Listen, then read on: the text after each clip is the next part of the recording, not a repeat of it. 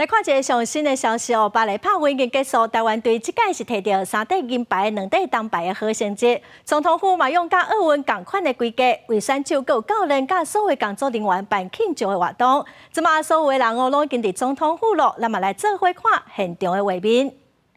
打银牌，圈粉无数。那么今年站上巴黎帕运的战场，也成为网络上很多人关注的焦点。我们也期待你接下来有更多精彩的表现。再次欢迎蔡依林。接着要进场的就是我们的后勤支援团队，欢迎你们，包括有中继站、防护员，还有医疗团队的成员。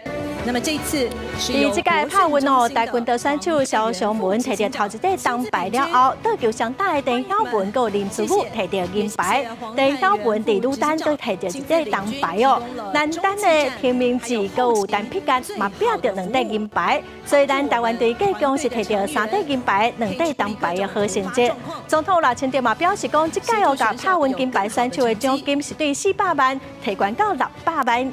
银牌哦嘛，对144万提悬到210万，铜牌嘛有140万的奖金。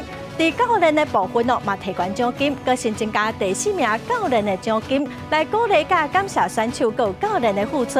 这届哦，游行的部分会甲国庆做伙来举办，和台湾之光伫国庆的典礼哦来接受民众的恭喜。总统府。